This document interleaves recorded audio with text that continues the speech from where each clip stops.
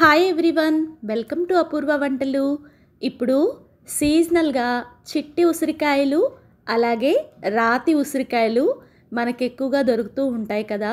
అయితే మీరు ఎప్పుడైనా ఎండు చేపల్లో ఇలాగా చిట్టి ఉసిరికాయలు వేసి కర్రీని ప్రిపేర్ చేశారా? మీకు ఈ కూర కనుక తెలిస్తే డెఫినెట్గా కామెంట్ చేయండి. ఈ కూర అయితే అన్నంలో కలుపుకొని తింటుంటే అన్నం ఎక్కువ కలుస్తుంది, అలాగే ప్రతి ముద్ద కూడా అమృతంలాగా అనిపిస్తుంది. మరి లేట్ చేయకుండా ఈ ఎండు చేపలు చిట్టి ఉసిరికాయల కర్రీని ఎలా తయారు చేసుకోవాలో చూసేసేద్దాం రండి. నేను ఇక్కడ ఒక పావు కేజీ దాకా ఎండు చేపల్ని తీసుకున్నాను. వీటినే చేదు చేపలు అంటారు మా వైపు. ముందు ఈ చేపల్ని తల అలాగే తోక పక్కన ఉండే రెక్కలు లైట్గా తీసేసి చక్కగా అన్నీ కూడా ఇలాగే రెడీ చేసుకొని పక్కన పెట్టుకోండి. చాలామందికి ఎండు చేపల్ని ఎలా క్లీన్ చేసుకోవాలో తెలియదు కదా, అందుకోసమే చూపిస్తున్నాను. ఇలాగా శుభ్రం చేసుకుంటేనే మనకి కర్రీ అనేది టేస్ట్ కూడా బాగుంటుంది. ఇప్పుడు ఇలా శుభ్రం చేసుకున్న ఎండు చేపల్ని ఒక ప్లేట్లో పెట్టేసుకొని పక్కన పెట్టుకోండి. ఈ కూరకి కావాల్సిన పదార్థాలు 3 పెద్ద సైజు ఆనియన్స్, అలాగే ఒక 20 నుంచి 25 వరకు చిట్టి ఉసిరికాయలు తీసుకున్నాను. ఈ ప్లేస్లో మీరు ఒక 10 వరకు రాతి ఉసిరికాయలైనా తీసుకోవచ్చు. ఇంకా దీనికి కావాల్సిన ఇంకొక ఇంగ్రీడియంట్ 4 పచ్చిమిరపకాయలు.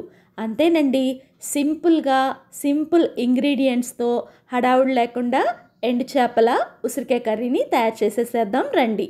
ఫస్ట్ అయితే ఒక బాండీని పొయ్యి మీద పెట్టి ఎండు చేపల్ని దానిలో వేసేసి మంటని మీడియం ఫ్లేమ్లో పెట్టుకొని ఒక 2-3 నిమిషాలు బాగా వేపిన తర్వాత దీనిలో నార్మల్ వాటర్ని వేసేసి ఒకసారి శుభ్రంగా కడిగారంటే మనకి ఎండు చేపలు ఎండవేసినప్పుడు ఉండే మట్టి ఇసుక అంతా కూడా శుభ్రంగా నీళ్ళల్లోకి వచ్చేస్తుంది. తర్వాత వీటిని వేరొక గిన్నెలోకి తీసుకొని పక్కన పెట్టుకోండి. ఇప్పుడు ఈ కర్రీకి ఆనియన్స్ చిన్నగా కట్ చేయాలి, అలాగే పచ్చిమిర్చి పొడవుగా కట్ చేసి పక్కన పెట్టుకోండి.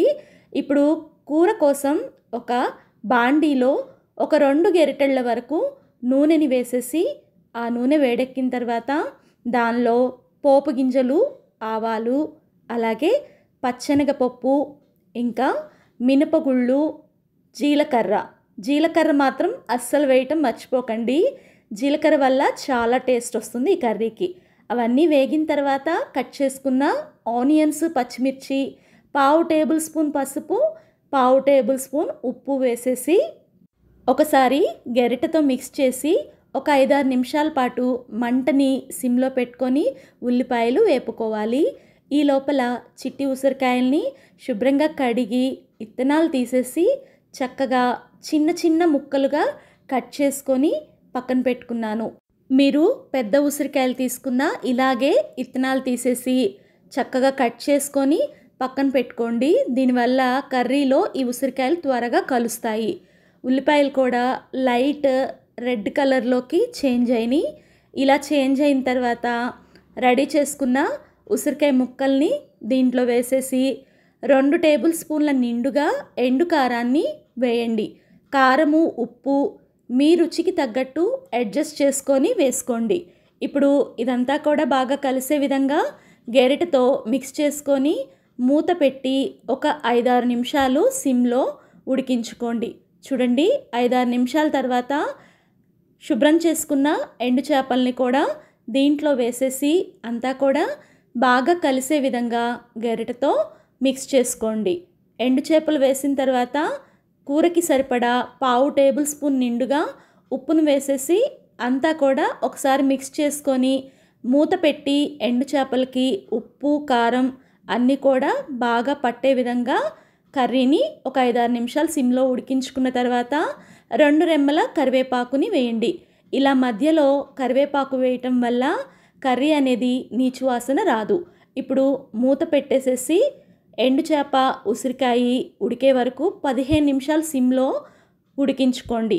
చూడండి, కర్రీ అనేది 15 నిమిషాల తర్వాత చక్కగా రెడీ అయిపోయింది. ఇప్పుడు లాస్ట్లో కడిగి పెట్టుకున్న ఫ్రెష్ కొత్తిమీరను కూడా ఈ కూరలో వేసేసి అంతా బాగా కలిసే విధంగా ఒక్కసారి మిక్స్ చేసేసుకొని స్టవ్ ఆఫ్ చేసేసేయండి. దీన్ని సర్వింగ్ బౌల్లోకి తీసేసుకోవడమే. కర్రీ రెడీ అయిపోయిందండి.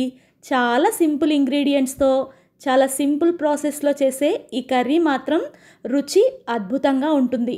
మీరు కూడా ఈ ఎండు చేపల ఉసిరికాయ కర్రీని ట్రై చేసి మీకు ఎలా వచ్చిందో కామెంట్ చేయండి. అలాగే ఫస్ట్ టైం మన వీడియోస్ చూస్తుంటే ఇలాంటి మంచి వంటల కోసం మన ఛానల్ని సబ్స్క్రైబ్ చేసుకొని బెల్ ఐకాన్ ఆల్ అని ప్రెస్ చేస్తే నేను పెట్టే ప్రతి నోటిఫికేషన్ మీకు వస్తుంది. వీడియో నచ్చితే లైక్ చేసి మీ ఫ్రెండ్స్కి ఫ్యామిలీకి షేర్ చేయండి.